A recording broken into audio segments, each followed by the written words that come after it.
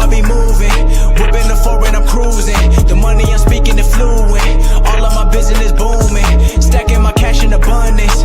All of my family funded. Finally got what I wanted. Life is amazing, I love it. Everyone know that I run it. Yeah, look at me now, I came up. I've been thinking back then when I almost gave up on the game cause I never got in my way. Yo les postos, c'est Sacha, bienvenue dans cette nouvelle vidéo Mercato et Actu Foot. Thomas Tuchel donne la tendance pour le Mercato. Hier après-midi, l'entraîneur du club de la capitale tenait une conférence de presse. L'occasion pour lui d'évoquer plusieurs sujets, dont la teneur du prochain Mercato estival parisien. Depuis le 22 juin, le Paris Saint-Germain a repris le chemin de l'entraînement. Un retour à la normale après 3 mois d'inactivité, et qui dit retour à l'entraînement dit retour des traditionnels points presse de Thomas Tuchel.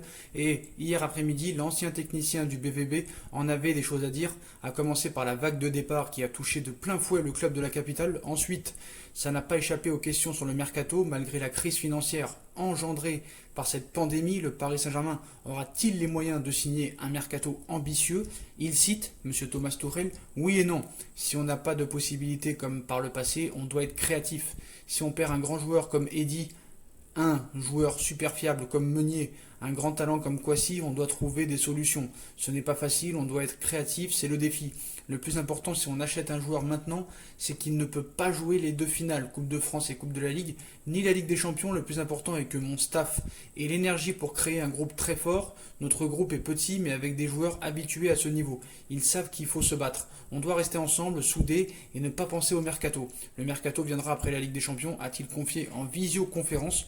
Trouver un remplaçant à Meunier, évasif au moment d'évoquer la campagne de recrutement francilienne, Tuchel a toutefois été relancé sur l'un des dossiers qui fait parler en France et au Portugal, celui du latéral gauche Alex Telles, annoncé tout proche du Paris Saint-Germain. Le joueur du FC Porto ne serait plus un objectif, à en croire la presse lusitanienne du jour. Un changement de cap dicté par la prolongation imminente de Layvin Kurzawa. Il y a des chances, d'autant que la priorité du coach allemand est visiblement de trouver un successeur à Thomas Meunier, parti au Borussia Dortmund ces dernières heures, où il cite « On a déjà Juan Bernat, on a aussi Abdou Diallo qui peut jouer à gauche, mais on doit dire que Layvin Kurzawa a fait une très bonne saison, il a été très fiable, il a joué plus de 20 matchs. Si on a la possibilité d'avoir Layvin et Juan, nous serons très forts sur ce poste. Je suis inquiet parce que si on commence avec les deux coupes, la Ligue des Champions, la Ligue 1, une compétition en Europe, des matchs nationaux, ça va faire beaucoup de matchs dans un laps de temps très court. Si on a la qualité et l'expérience de prolonger Layvin, c'est bien pour moi. On a aussi un côté droit, c'est nécessaire de trouver une solution pour remplacer Thomas Meunier.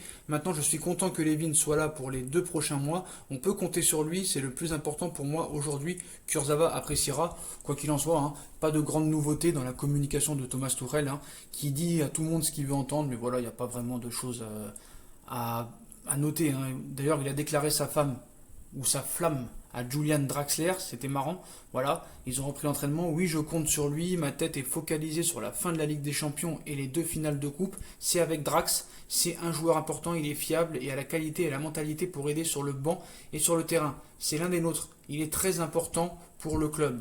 C'est l'un des nôtres et j'aime beaucoup travailler avec lui, je compte sur lui pour ces 5 prochaines semaines pour les 2 finales et la Ligue des Champions. Ce n'est pas que mon choix, on doit parler avec le joueur, le club avant de décider. Je suis très heureux qu'il soit là, s'est-il exprimé, des louanges que son compatriote appréciera sûrement.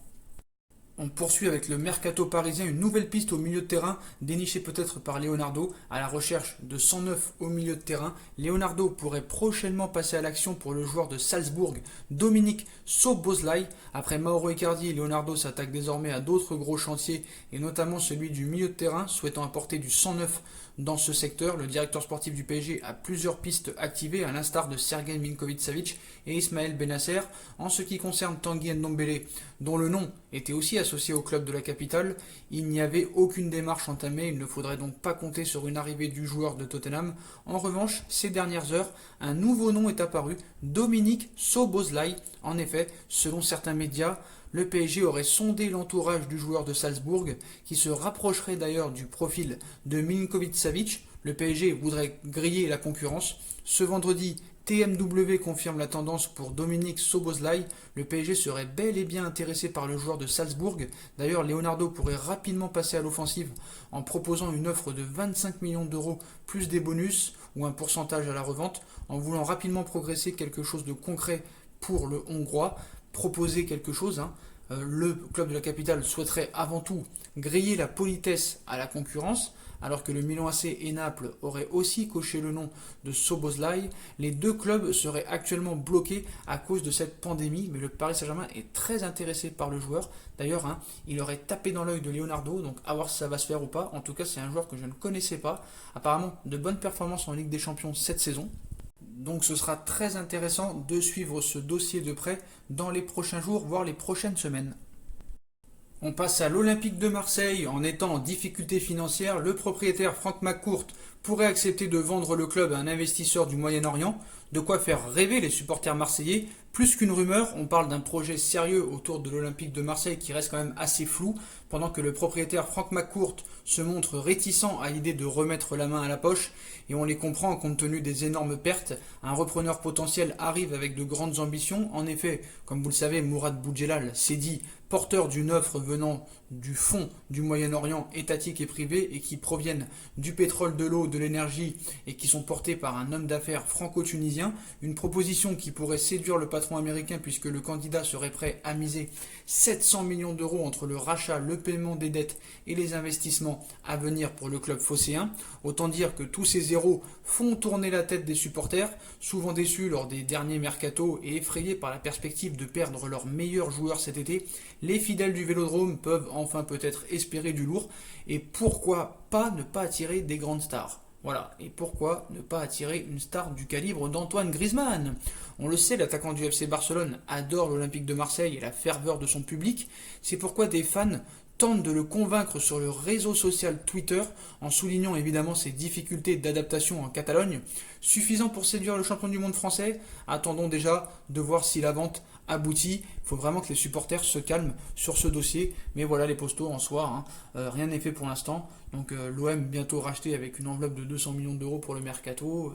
Voilà, ça y est, on pense à Griezmann. Donc quand même, à raison garder, il faut être très prudent sur ce dossier. Donc il ne faut pas trop rêver non plus.